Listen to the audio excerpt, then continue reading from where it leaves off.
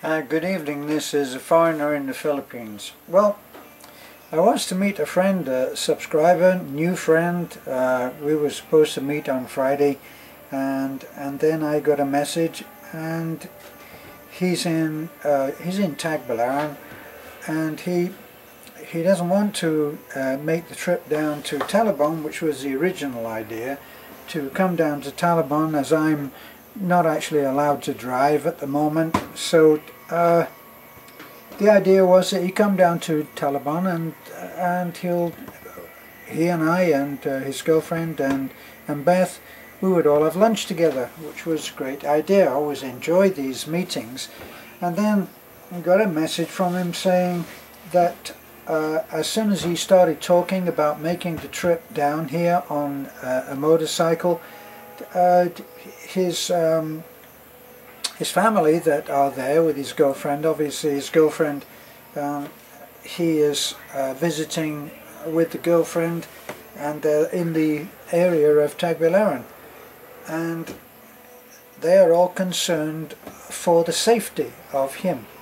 Obviously this is with the best of intentions, but it's ironic because if you think about it, Tagbilaran is a city that is very, very busy.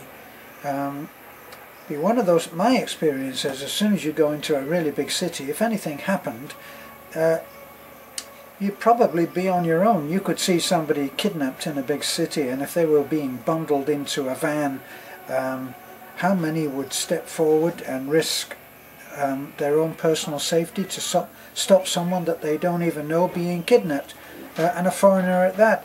I don't really think that that would happen. So the idea of security being more secure in a place like Tagbilaran seems strange to me. Now, where I am, I often joke about this. I say when I go into Talibon, everybody knows me. I don't I don't know anybody, but everybody knows me because I'm a foreigner, and foreigners are not so commonplace in Talibon that we don't stick out. We do. We stick out. And I think that we are as safe here as we are almost anywhere in the world, except of course certain parts of Mindanao, which I saw on television the other day, and I was amazed at what a war zone that part of Mindanao, which is in the hands of the rebels and is being fought over by Duterte's troops, looks pretty rough, and it looks like those old pictures that I used to see, those old newsreels that I used to see about places like Beirut, where buildings are devastated and people are having to flee for their lives. That's the civilians have to get the heck out of there. But for the rest of us, it's a really sleepy life here. I don't feel endangered in any way. So how the heck do you handle this? You try to be as sensible as you possibly can, but for the fears of other people, how much can you really pay attention to that? I mean, I know that there are people who have been in danger in Tubigon, and not Tubigon, yes, I think it was Tubigon. Tubigon was a place where they recently saw I don't know, 6 or 7 Abu Sayyaf, and the locals saw them in boats. They were in 2 boats or something, and they had military style weapons, so it got reported to the police, and the police took a stroll down there and saw that it was true, and then the next thing, the place is crawling with police, and then very, very soon after that with the military, and that was sorted out. I'm not sure that Tubigon is a place that's readily available with hot and cold running foreigners up and ready and ripe for being kidnapped for a large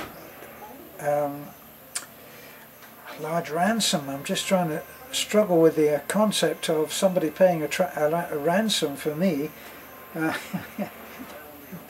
Just can't imagine it.